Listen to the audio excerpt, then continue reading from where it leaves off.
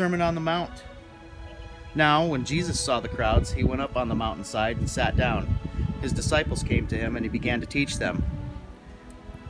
He said, "Blessed are the poor in spirit, for theirs is the kingdom of heaven. Blessed are those who mourn, for they will be comforted. Blessed are the meek, for they will inherit the earth. Blessed are those who hunger and thirst for righteousness, for they will be filled.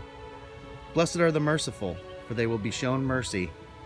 Blessed are the pure in heart, for they will see God. Blessed are the peacemakers, for they will be called children of God.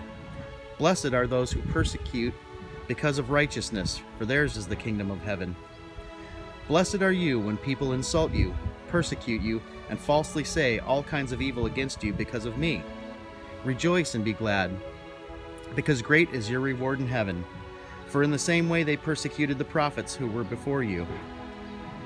You are the salt of the earth, but if the salt loses its saltiness, how can it be made salty again? It is no longer good for anything except to be thrown out and trampled underfoot. You are the light of the world. A town built on a hill cannot be hidden. Neither do people light a lamp and put it under a bowl. Instead, they put it on its stand, and it gives light to everyone in the house. In the same way, let your light shine before others, that they may see your good deeds and glorify your Father in heaven. Do not think that I have come to abolish the law or the prophets. I have not come to abolish them, but to fulfill them. For truly I tell you, until heaven and earth disappear, not the smallest letter, not the least stroke of a pen, will by any means disappear from the law until everything is accomplished. Therefore, anyone who sets aside one of the least of these commands and teaches others accordingly will be called the least in the kingdom of heaven. But whoever practices and teaches these commands will be called great in the kingdom of heaven.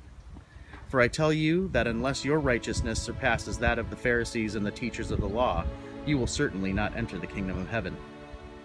You have heard it said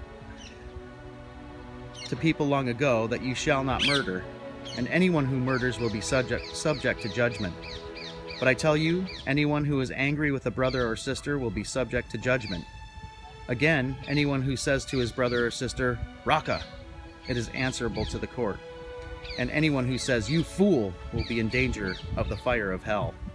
Therefore, if you are offering your gift at the altar and there remember that your brother or sister has something against you, leave your gift in front of their altar. First go and be reconciled to them. Then come and offer your gift. Settle matters quickly with your adversary who is taking you to court. Do it while you are still together in the way, or your adversary may hand you over to the judge, and the judge may hand you over to the officer, and you may be thrown into prison. Truly, I tell you, you will not get out until you have paid the last penny. If you have heard it said that you shall not commit adultery, but I tell you that anyone who looks at a woman lustfully has already committed adultery with her in his heart. If your right eye causes you to stumble, gouge it out and throw it away.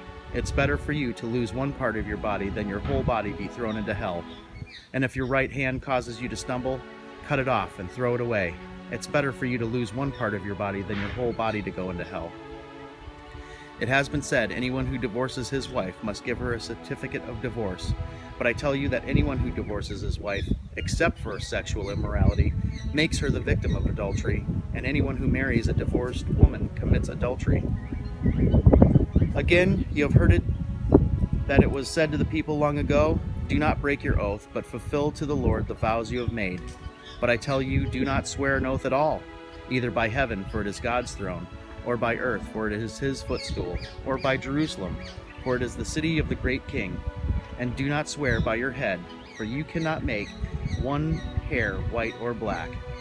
All you need to say is simply yes or no. Anything beyond this comes from the evil one. You have heard it that it was said, "An eye for an eye and a tooth for a tooth," but I tell you, do not resist an evil person. If anyone slaps you on the right cheek, turn them the other cheek also. And if anyone wants to sue you and take your shirt, hand over your coat as well. If anyone forces you to go 1 mile, go with them 2 miles. Give to the one who asks you, and do not turn away from the one who wants to borrow from you. You have heard it said, "Love your neighbor and hate your enemy," but I tell you, love your enemies and pray for those who persecute you, that you may be children of your Father in heaven. He causes the sun to rise on the evil and the good, and sends rain on the righteous and unrighteous. If you love those who love you, what reward will you get? Are not even the tax collectors doing that? And if you greet only your own people, what are you doing more than others? Do not even the pagans do that? Be perfect, therefore, as your heavenly Father is perfect.